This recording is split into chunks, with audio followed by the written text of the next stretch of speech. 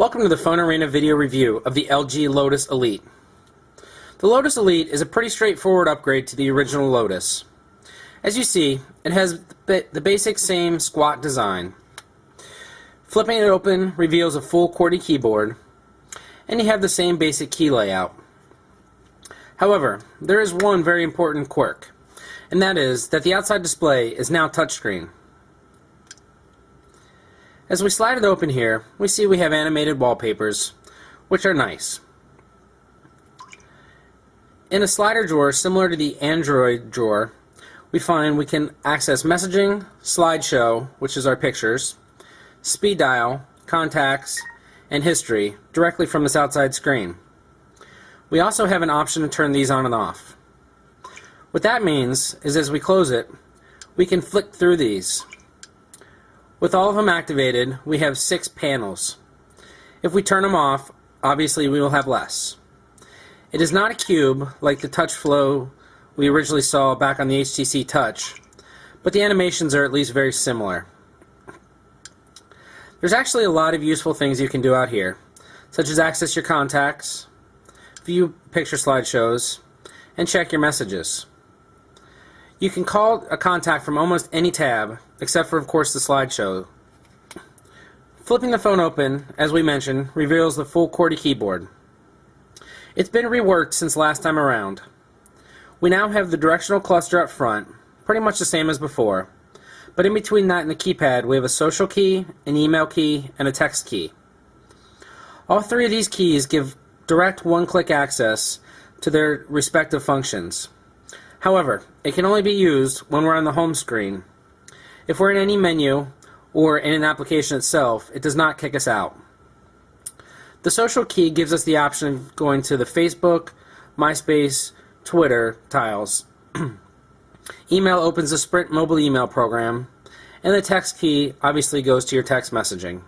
The interface for the Lotus Elite is very familiar. It runs the same one-click that we've seen on many other Sprint devices at this point, and there's no real quirks to it. The user can choose from up to 15 tiles to have on their carousel. Some of these, like we're scrolling through now, are simple things like messaging or shortcuts, while others, like MySpace, Yahoo, Twitter, and Facebook, play more to the web.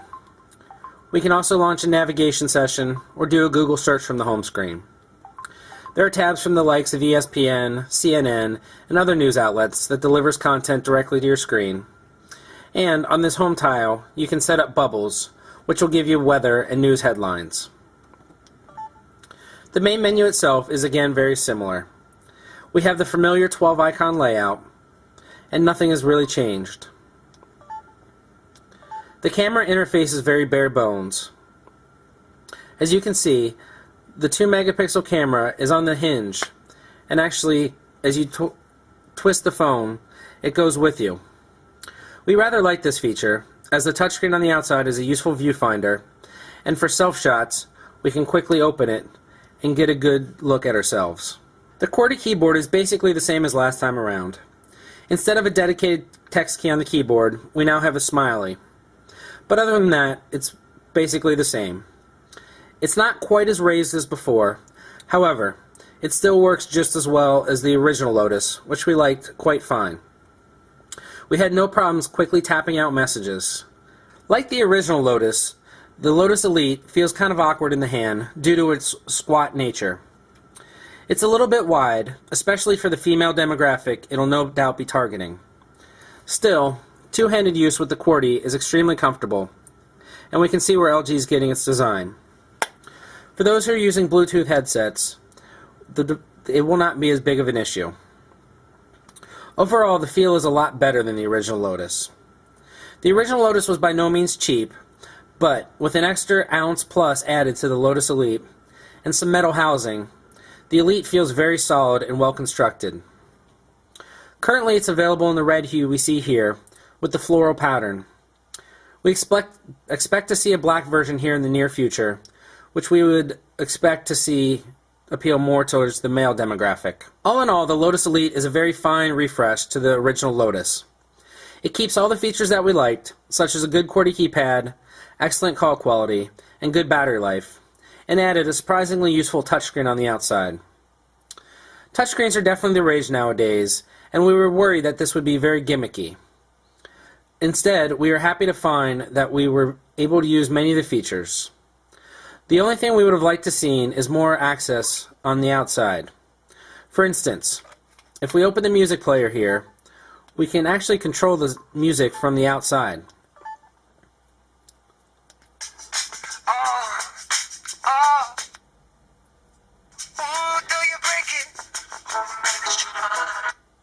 This is a really nice feature, and the same can be done with the TV service. If they would just add those features to the outside so we can launch them, it would be almost a great hit. The one drawback to the Lotus Elite right now is its price tag. At $100, it's the same price as the vastly more capable Palm Pixie, and other devices, such as the Samsung Reclaim, come in at half the price. You can even pick up the Samsung Instinct S30 right now at just $50, which is still a much better device than the Lotus Elite. Nothing against the Lotus, but until it gets a price drop, we think that it's not going to compete as well as it should.